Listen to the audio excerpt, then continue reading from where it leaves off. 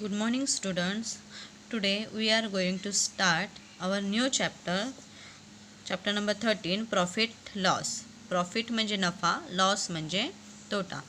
तर आता तुम्हाला इथे एक चित्र दिसतंय. त्या चित्रामध्ये दोन स्टॉल आहेत, करेक्ट? एक पावभाजीचा स्टॉल आहे, एक भेळपुरीचा स्टॉल आहे. Details of Pranav shopping for his stall म्हणजे प्रणवच्या साहित्य खरेदीची तपशील म्हणजे डिटेल्स दिलेले आहेत. त्याने काय काय यूज केलेलं आहे स्टॉलमध्ये. तर व्हेजिटेबल्स घेतलेत 70 रुपीज, बटर आहे 25 रुपीज, ब्रेड आहे 45 रुपीज, मसाला आहे 14 रुपीज अँड मिसेलिनियस म्हणजेच काय इतर साहित्य 20 रुपीजचं आहे, करेक्ट. मग त्याचं एकूण टोटल किती झालेलं आहे? ₹174, करेक्ट. आणि इथे दुसरा स्टॉल आहे तो सरिताचा आहे, Sarita shopping for her stall. मग तिने प्लेट्स लावलेल्या आहेत भेळपुरीच्या ₹20, स्पून्स 10 रुपीजला, चटणी 30 रुपीजला, puff rice 50 rupees, onions 20 rupees and miscellaneous इतर खर्च इतर साहित्य जे आणलेलं आहे ते ₹60. मग त्याची टोटल आपण काढलेली आहे ₹190. मग आता प्रणवला जो शॉपिंगसाठी खर्च आलेला आहे तो 174 आहे. The amount Pranav gain through his sales. मग आता त्याने जी विक्री केलेली आहे पावभाजीची त्याच्या स्टॉलची, तर विक्री करून मिळालेली रक्कम किती मिळालेली आहे? ₹160 म्हणजे कमी मिळालेली आहे. त्याचा खर्च होता 174 आणि त्याला मिळालेली रक्कम किती आहे विक्री करून?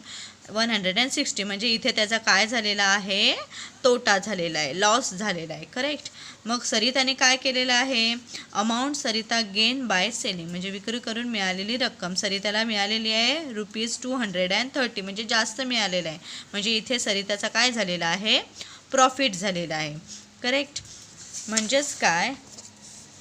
If selling price is more than the amount paid for it there is a gain. म्हणजे विक्रीची किंमत खरेदीच्या किमतीपेक्षा जास्त असेल तर काय होतो? फायदा होतो. त्यालाच काय म्हणतात? नफा असे म्हणतात, profit. Sometimes an article is sold for less than the amount paid for it while buying. कधीकधी खरेदी किमतीपेक्षा कमी रक्कम विक्रीतून सुद्धा मिळते, तेव्हा होणाऱ्या नुकसानाला काय म्हणतात? The damage is that case is called a loss म्हणजे त्यालाच काय म्हणतात? तोटा असे म्हणतात. मग तुम्हाला इथे फॉर्म्युला दिलेला आहे. If the selling price is less than the cost price there is a loss. मग लॉसचा फॉर्म्युला काय आहे? सूत्र काय आहे? Loss is equal to cost price minus selling price. If the selling price is more than the cost price there is a profit. मग प्रॉफिटचा formula काय आहे? Profit is equal to selling price minus cost price. म्हणजेच काय? If the selling price is less than the cost price there is a loss. खरेदीपेक्षा selling price म्हणजेच खरेदी किंमत अँड सेलिंग प्राईस म्हणजेच सेल केला, विक्री केला, विक्री किंमत आणि कॉस्ट प्राईस म्हणजेच खरेदी किंमत. मग खरेदीपेक्षा विक्री कमी असेल तेव्हा काय होतो? तोटा होतो, लॉस होतो. म्हणून लॉसचं सूत्र आहे cost price minus selling price म्हणजेच खरेदी किंमत मायनस सेलिंग म्हणजेच सोल्ड केलं, विकलं म्हणजेच विक्री किंमत. If the selling price is more than the cost price there is a profit. खरेदीपेक्षा विक्री जास्त असेल तेव्हा तिथे काय होतो? प्रॉफिट होतो, नफा होतो. म्हणजे प्रॉफिट नफा is equal to selling price minus cost price, विक्री किंमत मायनस खरेदी किंमत, करेक्ट. तर आपण आज चॅप्टर नंबर 13 प्रॉफिट अँड लॉसचा आपण प्रॅक्टिस सेट बघूयात. If the selling price is more than the cost price there is a profit and if loss is equal to if the selling price is less than the cost price there is a loss. फॉर्म्युलासुद्धा इथे लिहिलेला आहे. Profit is equal to selling price minus cost price, SP minus CP हे short form आहेत. And loss price is equal to cost price minus selling price. मग cost price लिहिताना CP minus SP हा त्याचा काय झालेला आहे? शॉर्ट फॉर्म झालेला आहे. आता आपण बघूया practice set 31. The cost price and selling price are given in the following table. Find out whether there was a profit or a loss and how much it was. म्हणजेच काय? सारडीमध्ये खरेदी आणि विक्री किंमत दिलेली आहे, त्यावरून आपल्याला नफा झाला आहे की तोटा झाला आहे हे ठरवायचं आहे. करेक्ट. मग कॉस्ट प्राईस दिलेली आहे, सेलिंग प्राईस दिलेली आहे.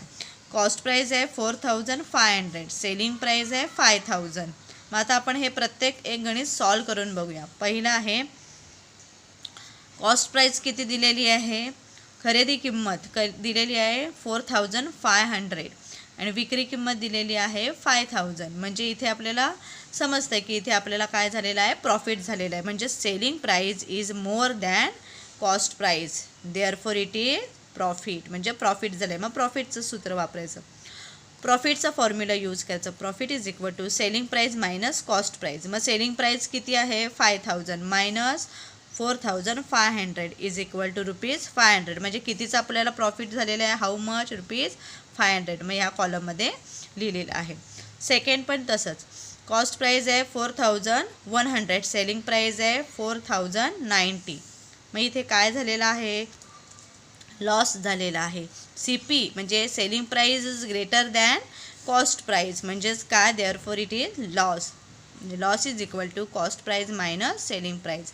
मग कॉस्ट प्राईस किती आलेली आहे, खरेदी किंमत 4100 मायनस विक्री किंमत आहे 4090. म्हणजे लॉस झालेला आहे, तोटा झालेला आहे. किती रुपयाचा, 10 रुपीजचा. थर्ड वन आहे cost price 700 and selling price 799. म्हणजे कॉस्ट प्राईस खरेदी किंमत किती होती 700 आणि विक्री किती झाली 799. म्हणजेच प्रॉफिट झालेलं आहे. SP is more than CP. म्हणजे selling price is more than cost price, therefore it is profit. मग profit is equal to selling price minus cost price. रुपीजचं साईन द्यायचं समोर. ₹799 मायनस 700 हे रुपीजचं साईन आहे. ₹99 म्हणजे आपल्याला कितीचा, हाऊ मच प्रॉफिट झालेला आहे, ₹99. अँड फोर्थ वन आहे कॉस्ट प्राईस दिलेली आहे 1000 आणि सेलिंग प्राईस दिलेली आहे 920.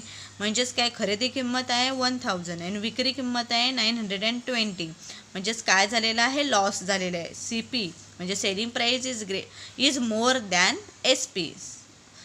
Cost price is more than SP. म्हणजेच कॉस्ट प्राईस ही कशी आहे, जास्त आहे कोणापेक्षा, सेलिंग प्राईसपेक्षा. म्हणजेच काय झालेलं आहे, लॉस झालेला आहे.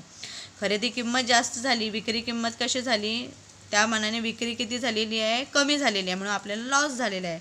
Loss is equal to cost price minus selling price. म्हणजेच तोटा. लॉस म्हणजेच काय, तोटा इज इक्वल टू खरेदी किंमत मायनस विक्री किंमत. मग खरेदी किती रुपयाची होती 1000 अँड सेल कितीला केलं आहे 920.